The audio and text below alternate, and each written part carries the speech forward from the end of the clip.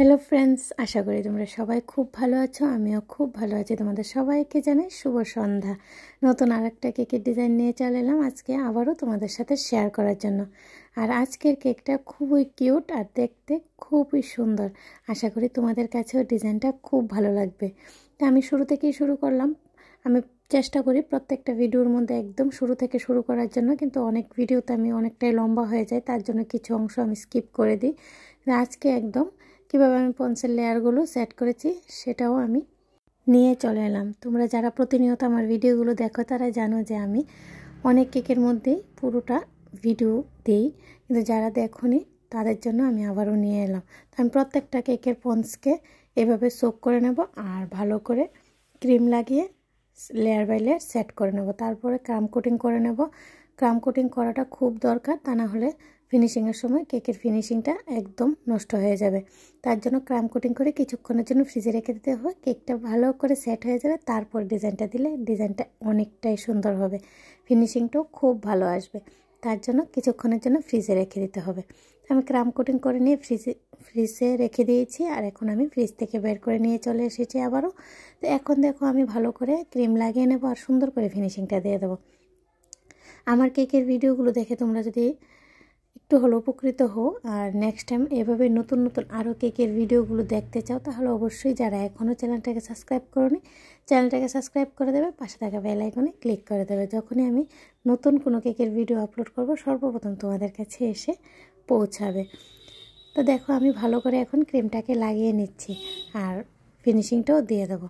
আর আজকের কেকটা আমি বার্থডে ওকেশনের জন্য বানিয়েছিলাম। ডিজাইনটা আমাকে দেয়নি, আমি নিজে থেকে ডিজাইনটা দিয়ে দিয়েছি। কেক বানানোর সময় মনে যে ডিজাইনটা আসে সেটাই অনেক সময় দিয়ে দিই।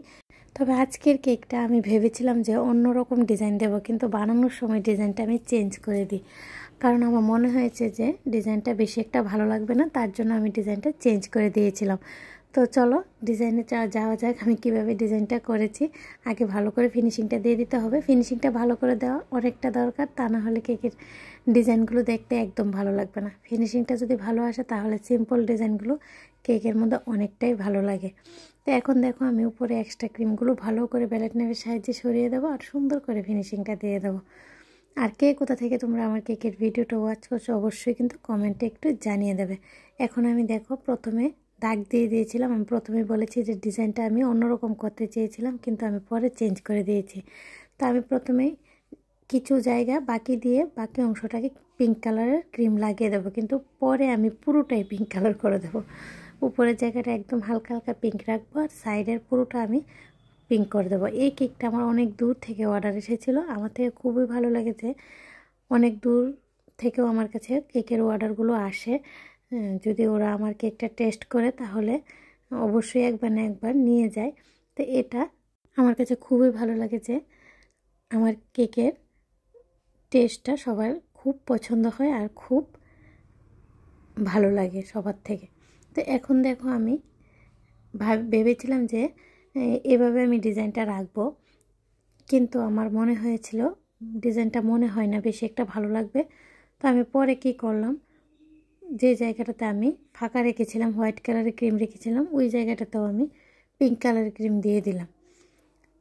দিয়ে আমি উপরের জায়গাটা একটু হালকা হালকা এভাবে পিঙ্ক রেখে দেবো, হোয়াইট পিঙ্ক মিলিয়ে রেখে দেবো।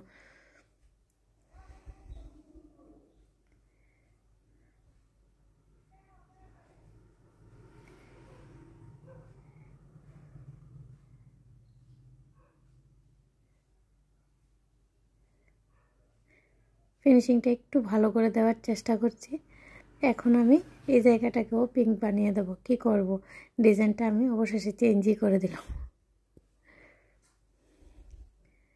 পুরোটাকে আমি পিঙ্ক বানিয়ে দিলাম। আর আজকে আমি রোজের ডিজাইনটাও তোমাদের সাথে শেয়ার করব। তো ভিডিওটাকে স্কিপ না করে দেখতে থাকো আমি রোজটা কিভাবে বানিয়েছি।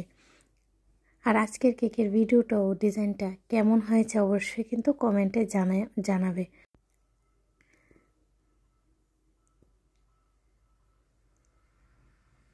তো দেখো আমি উপরের জায়গাটা একটু হালকা হালকা পিঙ্ক রেখে দিয়েছি। এখন আমি প্লেটে তুলে নেব কেকটাকে। এক সাইড আমি একটু রেড বানিয়ে দেব।